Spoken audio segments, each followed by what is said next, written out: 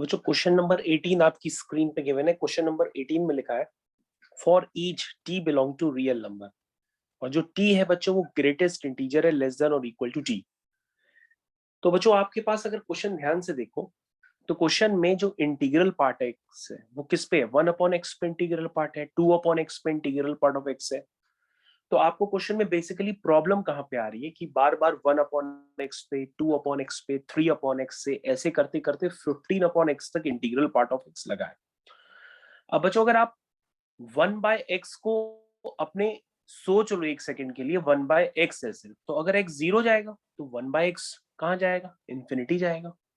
और x अगर zero plus लिखोगे तो 1/0 प्लस भी इन्फिनिटी प्लस यानी प्लस इन्फिनिटी की तरफ ही टेंड करेगा। यानी ओवरऑल आप बच्चों ये समझ गए होंगे कि 1/x में ये किसकी तरफ टेंड कर रहा है, इन्फिनिटी की तरफ आपको ये टेंड कर रहा है। ठीक है, तो बच्चों अगर 1/x अगर इन्फिनिटी की तरफ टेंड कर रहा है तो अगर हम उसका इंटीग्रल पार्ट ऑफ x लेते, ध्यान से देखिए, अगर 1/x अगर इन्फिनिटी की तरफ टेंड कर रहा है, ये देखिए क्योंकि x जीरो है, तो 1/x का इंटीग्रल पार्ट अगर हम लेंगे तो वो इंटीग्रल पार्ट ऑफ x, 1/इंटीग्रल पार्ट ऑफ x क्या करेगा भैया, वो इन्फिनिटी से हो सकता है कुछ हल्का कम हो या हो सकता है हल्का ज्यादा हो। तो अगर हम समुद्र में से एक बूंद पानी की कम कर देते हैं तो समुद्र को पता थोड़ी नहीं पड़ता है। अगर 1/x इन्फिनिटी की तरफ टेंड कर रहा है तो उसका जो इंटीग्रल पार्ट होगा 1/x का वो भी इन्फिनिटी की तरफ ही टेंड करेगा।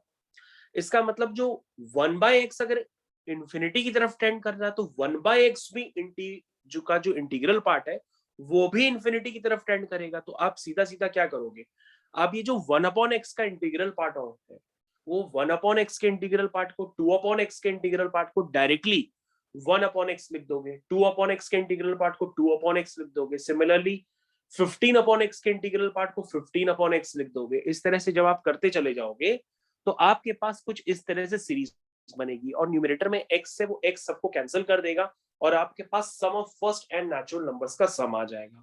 यानी कि 15 नेचुरल नंबर्स का सम निकालने के लिए 1/2 n+1 का फॉर्मूला आप अप्लाई कर दीजिए, आपके पास सम डायरेक्टली इस क्वेश्चन का निकल करके आ जाएगा।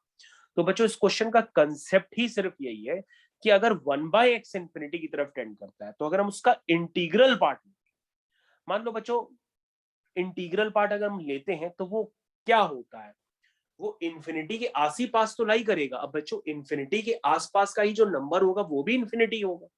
तो इसका मतलब आप 1/x अगर इन्फिनिटी है तो 1/x का इंटीग्रल पार्ट क्या होगा, वो भी इन्फिनिटी की तरफ ही अप्रोच करेगा। यानी कि 1/x का integral part as it is 1/x आप उसको लिख सकते हैं। Thank you.